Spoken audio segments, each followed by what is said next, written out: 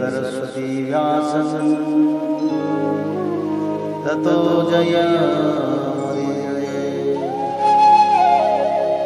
मोकं करोति वाचालं पंगुलंघयते यत्कृपातमहं वन्दे परमानन्दमाधवो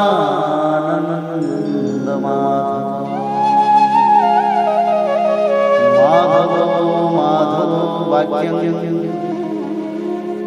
माधवो हरि परन्ते साधवा नित्यं सकलकार्येषु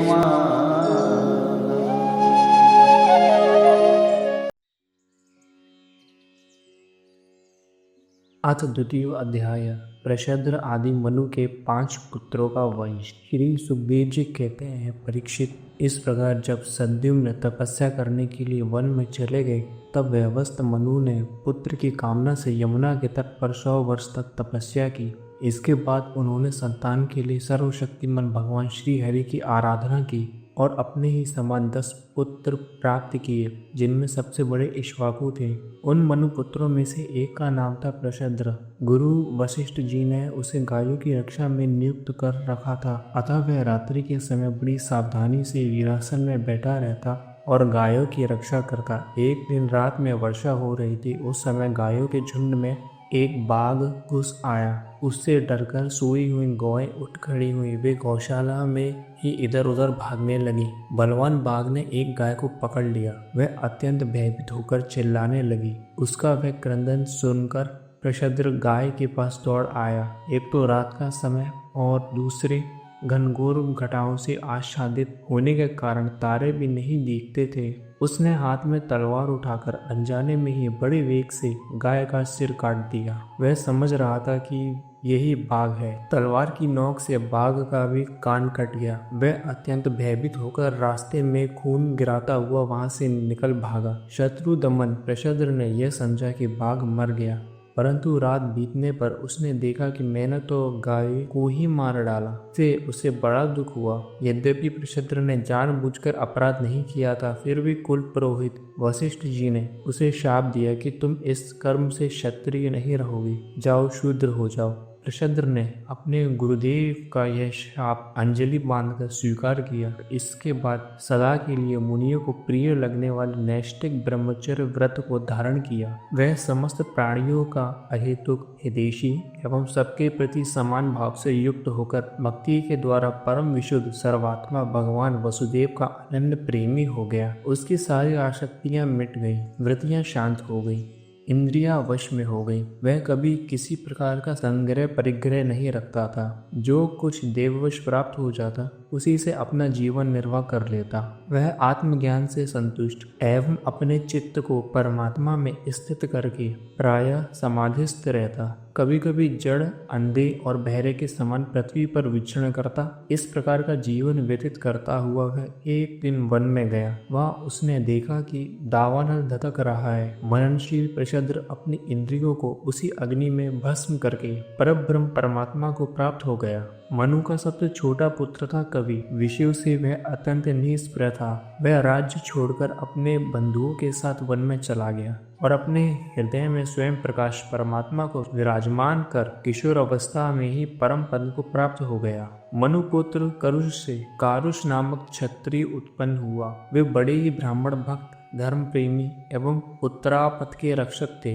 धृष्ट के धार्ष्ट नामक क्षत्रिय हुए। अंत में वे इस शरीर से ही ब्राह्मण बन गए। नृग का पुत्र हुआ सुमति, उसका पुत्र भूत ज्योति और भूत ज्योति का पुत्र वसु था। वसु का पुत्र प्रतीक और प्रतीक का पुत्र ओघवान। ओघवान के पुत्र का नाम भी ओघवान ही था। उनके एक ओघवती नाम की कन्या भी थी, जिसका विवाह सुदर्शन से हुआ। मनुपुत्र नरिशंत से चित्रसेन, उससे त्रक्ष, त्रक्ष से मीड़वान, मीडवान से कूट और उससे इंद्रसेन की उत्पत्ति हुई। इंद्रसेन से वीतिहोत्र, उससे सत्यश्रवा, सत्यश्रवा से उरुश्रवा और उससे देवदत्त की उत्पत्ति हुई। देवदत्त के अग्निवैश्य नामक पुत्र हुए जो स्वयं अग्निदेव ही थे। आगे चलकर वे ही कानिन एवं महर्षि जातुकर्ण के नाम से विख्यात हुए। परीक्षित ब्राह्मणों का अग्निवैश्यायन गोत्र उन्हीं से चला है। इस प्रकार नरिशंत के वंश का मैंने वर्णन किया। अब दिष्ट का वंश सुनो। दिष्ट के पुत्र का नाम था नभाग। यह उस नभाग से अलग है जिसका मैं आगे वर्णन करूंगा। वह अपने कर्म के कारण वैश्य हो गया। उसका पुत्र हुआ भनंदन और उसका वत्सप्रीति, वत्सप्रीति का प्रांशु और प्रांशु का पुत्र हुआ प्रमति, प्रमति के खनित्र, खनित्र के चाक्षुष और उनके विवंशति हुए। विवंशति के पुत्र रंभ और रंभ के पुत्र खनिनेत्र, दोनों ही परम धार्मिक हुए। उनके पुत्र करंधम और करंधम के अविक्षित, महाराज परीक्षित, अविक्षित के पुत्र मरुत चक्रवर्ती राजा हुए। उनसे अंगिरा के पुत्र महायोगी संवर्त ऋषि ने यज्ञ कराया था। मरुत का यज्ञ जैसा हुआ वैसा और किसी का नहीं हुआ। उस यज्ञ के समस्त छोटे बड़े पात्र अत्यंत सुंदर एवं सोने के बने हुए थे। उस यज्ञ में इंद्र सोमपान करके मतवाले हो गए थे और दक्षिणाओं से ब्राह्मण तृप्त हो गए थे। उसमें परसने वाले थे मरुदगण और विश्वदेव सभासद थे। मरुत के पुत्र का नाम था दम, दम से राज्यवर्धन, उससे सुधृति और सुधृति से नर नामक पुत्र की उत्पत्ति हुई। नर से केवल, केवल से बंधुमान, बंधुमान से वेगवान, वेगवान से बंधु और बंधु से राजा तृणबिंदु का जन्म हुआ। तृणबिंदु आदर्श गुणों के भंडार थे। अप्सराओं में श्रेष्ठ अलम्बुषा देवी ने उनको वरण किया, जिससे उनके कई पुत्र और इड़िड़ा नाम की एक कन्या उत्पन्न हुई। मुनिवर विश्रवा ने अपने योगेश्वर पिता पुलत्स्य जी से उत्तम विद्या प्राप्त करके इड़विटा के गर्भ से लोकपाल कुबेर को पुत्र रूप में उत्पन्न किया। महाराज तृणबिंदु के अपनी धर्म पत्नी से 3 पुत्र हुए, विशाल, शून्यबंधु और धूम्रकेतु। उनमें से राजा विशाल वंशधर हुए और उन्होंने वैशाली नाम की नगरी बसाई। विशाल से हेमचंद्र, हेमचंद्र से धूम्राक्ष, धूम्राक्ष से संयम और संयम से 2 पुत्र हुए, कृशाश्व और देवज। कृशाश्व के पुत्र का नाम था सोमदत्त। उसने अश्वमेध यज्ञों के द्वारा यज्ञपति भगवान की आराधना की और योगेश्वर संतों का आश्रय लेकर उत्तम गति प्राप्त की। सोमदत्त का पुत्र हुआ सुमति और सुमति से जन्मेजय। ये सब तृणबिंदु की कीर्ति को बढ़ाने वाले विशाल वंशी राजा हुए। इति श्रीमद्भागवते महापुराणे पारमहंस्यां संहितायां नवम स्कंदे 2य अध्याय। जय श्रीमाधव।